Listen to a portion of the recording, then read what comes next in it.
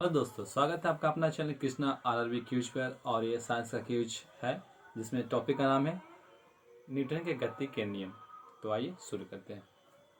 Group A को बताना है कि न्यूटन का प्रथम गति नियम किसके समान है?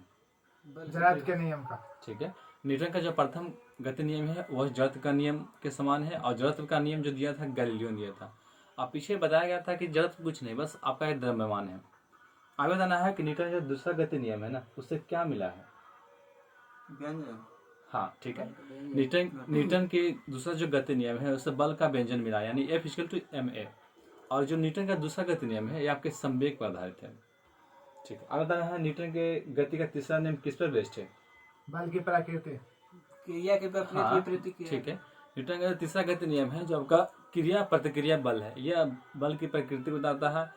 और साथ में आपको ये बता दें कि न्यूटन का जो गति नियम है आपका 1687 में दिया गया था न्यूटन के द्वारा, प्रिंसिपिया नामक बुक में। आगे बताना है कि गति का जो दूसरा नियम है किससे संबंधित है? संवेग से। ठीक है, आगे बताना है कि न्यूटन को हम आप किस रूप में लिख सकते हैं? न्यूटन को हाँ, मात्रा के रूप में। वो नहीं बताना है, जैसे न्यूटन को केजी मीटर ऐसे कुछ बताना है। केजी मीटर पर सेकेंड है उसका, केजी मीटर प्रति सेकंड है उसका। भाई जो ml 10^2, अगर डायमेंशन आपको याद हो तो मीटर निकालना, मतलब जो यूनिट निकालना आपका आसान हो जाता है। आगे बताना है कि तेज गति से आने वाली क्रिकेट गेंद को पकड़ते समय एक क्षेत्ररक्षक अपनी बाहों को पीछे की ओर क्यों खींचता है? मतलब कि आवेग, मतलब कम भार, मतलब पीछे चोट कम लगे। चोट देखिए, चोट कम लगे, यानी टाइम बड़ा। देखिए क्या होगा, टाइम लंबा होगा तो बल कम लगेगा।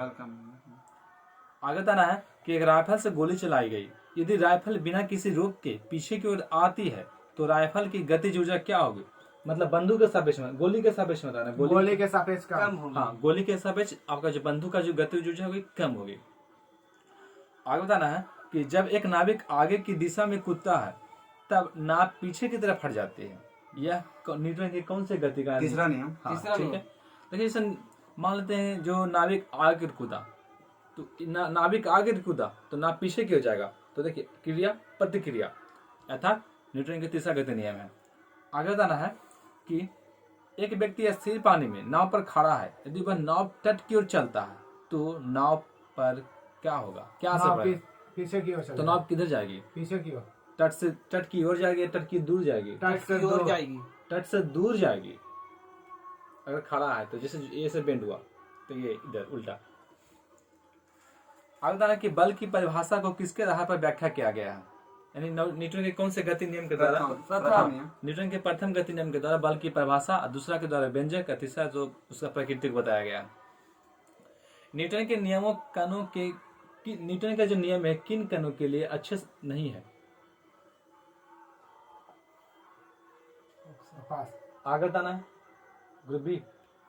देखिए इसमें है ना कि वैसा कण के लिए, वैसे कण पर लागू नहीं होता जिसका वेग प्रकाश के वेग की तुलना में होते हैं, मतलब काफी अधिक वेग हो। आगे बताना है कि आकर्षण के गुरुत्वाकर्षण बल के अभाव में रॉकेट परनोद पर क्या होता है, कैसा होता है? नहीं, आगे अस्थिर होता है। जैसे आकर्षण के गुरुत्वाकर्षण बल के अभाव में रॉकेट पर जो परनोद होता है ना वो अस्थिर होता है। अब आपको यही पता होना चाहिए कि जो रॉकेट है या तो संवेग संरक्षण सिद्धांत या फिर न्यूटन के तृतीय गति नियम पर क्या है, आधारित है। आगे बताना है कि स्थिर या गतिज अवस्था में परिवर्तन का विरोध करने की एक वस्तु की प्रवृत्ति को क्या कहा जाता है? संवेग नहीं, जड़त्व। हाँ, जड़त्व कहते हैं। इस जड़त्व क्या दो प्रकार के होते हैं, एक गति एक विराम। आगे बताना है कि एक ऊंची छलांग लगाने वाला ऊंची छलांग से पहले कुछ समय तक दौड़ता है ताकि वह कौन से जड़त्व को प्राप्त कर सके? विराम जड़त्व। नहीं, गति। जब दौड़ रहा है तो फिर दौड़ने के क्रम में क्या होगा, गति जड़त्व क्या प्राप्त कर लेगा, फिर उसका यूज करके वो लंबा छलांग मारेगा। अविचलित वस्तुओं के आराम में रहने या समान वेग से चलने की प्रवृत्ति को क्या कहते हैं? जड़त्व। हाँ, जड़त्व। समय से मानते हैं, जैसे इसका एग्जांपल बहुत सा क्या है ना, ये जैसे हम गाड़ी पे बैठे हुए हैं, एकाएक गाड़ी खोला, हम क्या होगा, पीछे को झुकते हैं, ये क्या है, विराम जड़त्व का एग्जांपल है। आगे बताना है कि n द्रव्यमान की कोई वस्तु जो त्वरण a से गतिशील है उस वस्तु पर प्रयुक्त बल कौन सा है? वही बल का फॉर्मूला बताना क्या है, बस F फ्यूचर वही है लेकिन लैंग्वेज चेंज है। F बराबर M हाँ, F इक्वल टू एम है। बताना कि बल कैसी राशि है, सदिश या अदिश? सदिश राशि। सदिश। बल सदिश राशि है।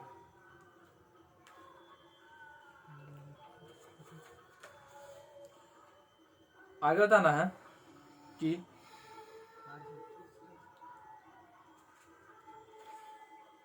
जब दो समान बल किसी निकाय पर और विपरीत दिशा में कार्य करे तो निकाय पर कार्य करने वाला बल क्या होगा? फाइनली बल जीरो। जीरो। ठीक है, जीरो। जैसे मान लो तो ये 5 न्यूटन का बल, ये 5 न्यूटन का बल, दोनों विपरीत दिशा से लग रहा है, परिणाम क्या हुआ? जीरो। ऐसा एक ऐसे भौतिक राशि का नाम बताएं जो प्रकृति में कभी अकेला नहीं हो सकता। बल। हाँ, बल। बल कभी अकेला नहीं। जैसे मान लो 5 न्यूटन का बल है, क्या कभी संभव है कि किसी मतलब ये अपना शो करे जब तक कहीं चोट न करे, कि जब तक कहीं ये मतलब इसको लगाया न जाए तब तक ये बल है कोई काम के नहीं। किस वस्तु को गति में लाने के लिए उसे धक्का देना या खींचना क्या कहलाता है? जड़। नहीं, बल। बल। जैसे पढ़ेंगे पहले, push and pull is called force, वही खिंचाव या धक्का को बल करते हैं। ये तो बल क्या करते हैं, ये तो किसी को ढकेलते हैं फिर खींचते हैं, यही तो बल है। दो पिंडों के बीच बल सदैव क्या होता है? समानुपाती। समान। दो पिंडों के बीच में बल सदैव क्या होता है? जैसे यहाँ पुश कर रहे हैं तो इसका मतलब क्या? समान है और विपरीत दिशा में।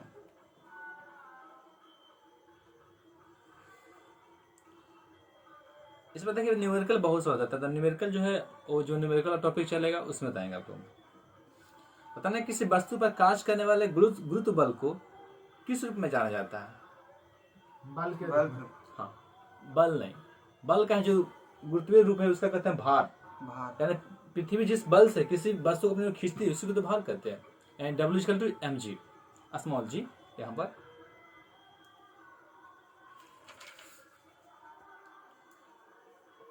रैखिक द्रव्यमान और वेग के गुणनफल को क्या कहते हैं? रैखिक वेग। वेग। गलत है, मानव वेग के संवेग संवेग, कहते हैं। संवेग। संवेग कहते हैं। P इक्वल टू mv यानी momentum equal to mass into velocity, यानी द्रव्यमान इंटू वेग। आगे बताना है कि संवेग कैसी राशि है, सदिश या अदिश? सदिश। सदिश। हाँ, संवेग सदिश राशि है। और इसका जो मात्रक यानी क्या हो गया देखिए तो mv, किलोग्राम मीटर प्रति सेकेंड।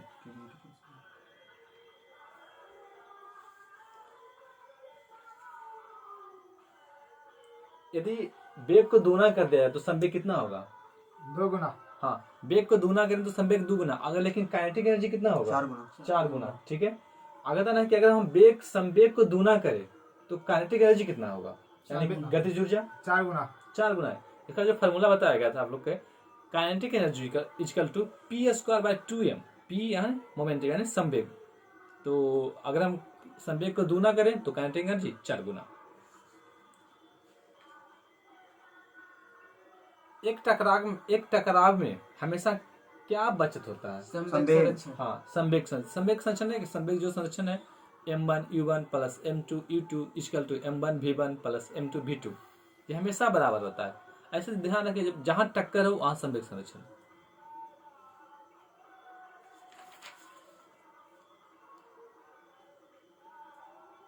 आगे बताना है कि अगर एक हल्के और एक भारी पिंड की गतिज ऊर्जा समान है तो किसका संवेग अधिक होगा? हल्के पिंड का। भारी पिंड का। भारी पिंड का संवेग अधिक होगा।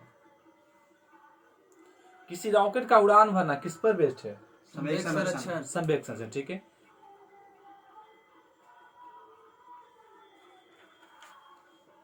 आगे बताना है कि क्या संवेग से हम संवेग की दर को क्या कहते हैं? बल। ठीक है, संवेग की दर को क्या कहते हैं? बल कहते हैं। कुछ बेसिक चीज पूछ लेते हैं। दूरी की दर को क्या कहते हैं? दूरी की दर यहाँ देखिए, याद रखने के लिए क्या समझेगा ना कि दर यानी कुछ नहीं, समय। दूरी के बटा समय इसको क्या कहेंगे? 4। विस्थापन की दर को क्या कहते हैं? विस्थापन की दर को वेग कहते हैं।